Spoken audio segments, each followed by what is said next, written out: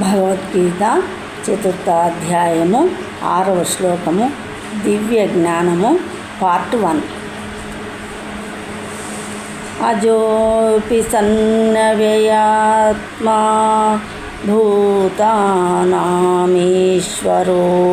Sun ప్రకృతిం స్వామధిష్టాయ సంభవామ్యాత్మమాయయా. అజహ పుట్టుకలేని వాడనైనను, అపి అయినప్పటికీ, sun కూడా, అవ్యయ ఆత్మ నాశనము కాని శరీరము కలవాడును, భూతానాన్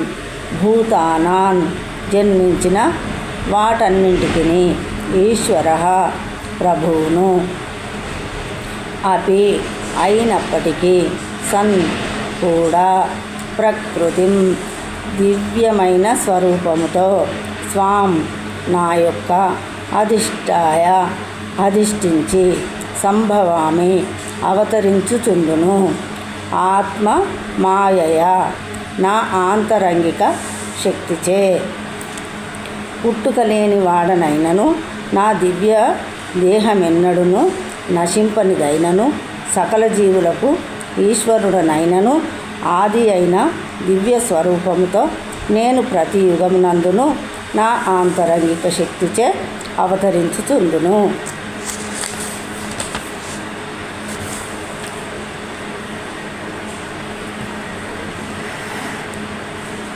భాష్యం.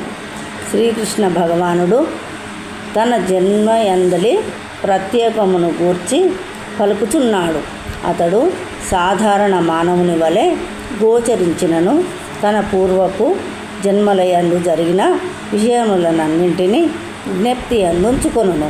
కానీ సామాన్య మానవుడు కొద్ది గంటలకు పూర్వము తాను చేసిన దానిని కూడా జ్ఞప్తి అందుంచుకొనలేడు. ఎవరినైనను గడిచిన దినమునందు సరిగా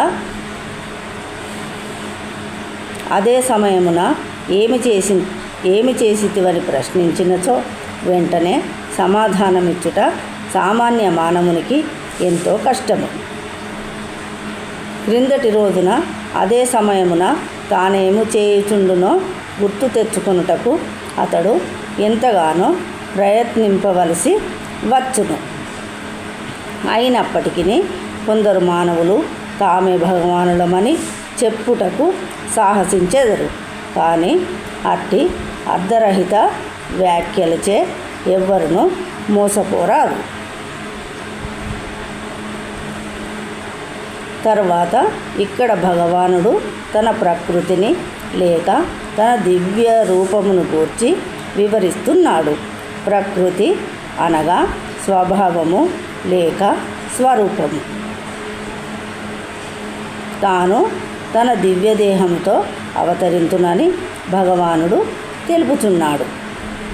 సామాన్య జీవుడు ఒక దేహము నుండి మరొక దేహమునకు మార్పు చెందినట్లుగా భగవానుడు తన దేహమును మార్చడు. బద్ధజీవుడు ప్రస్తుత జన్మమున ఒక రకమైన దేహమును, మరుసటి జన్మమున మరొక రకమైన దేహమును పొందవచ్చును. అనగా భౌతిక జగత్తునందు జీవుడు స్థిరమైన దేహమును కలిగి ఉండడు.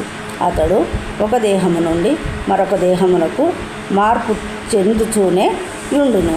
కానీ భగవానుడు ఎన్నడూను అట్లు మార్పు చెందడు. అతడెన్నడూను అవతరించినను తన ఆంతరంగిక శక్తి చేత తన ఆది అయిన దివ్య దేహంతోనే అవతరించుచుండును.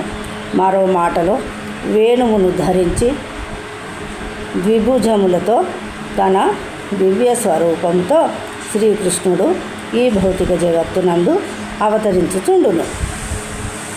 అతడు ఈ భౌతిక జగత్తు యొక్క కల్మషముచే ప్రభావితుడు కాకుండా తన దివ్య స్వరూపంతోనే అవతరించును. అతడు జగదీశ్వరుడైనను దివ్యదేహంతో అవతరించినను సామాన్య జీవుని వలనే జన్మను గ్రహించినట్లుగా గోచరించును. భౌతిక దేహము వలె అతని దేహము మార్పు చెందకపోయినను అతని దేహము కూడా శైశవము నుండి బాల్యము నుండి యవ్వనమునకు మార్పు చెందినట్లు గోచరించును. కానీ ఆశ్చర్యకరమైన విషయమేమనగా అతని దేహము యవ్వనము పిదప ఎటువంటి మార్పునకు గురి కాదు.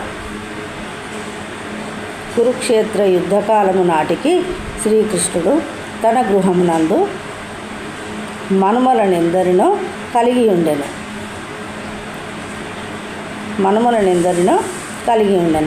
అనగా లౌకిక పరిగణనను అనుసరించి అతడప్పటికి వయసు మీరినవాడైనను అతడప్పుడు 20 లేక 25 ఏళ్ళ వయసు గల యువకునిగాను మాత్రమే గోచరించెను.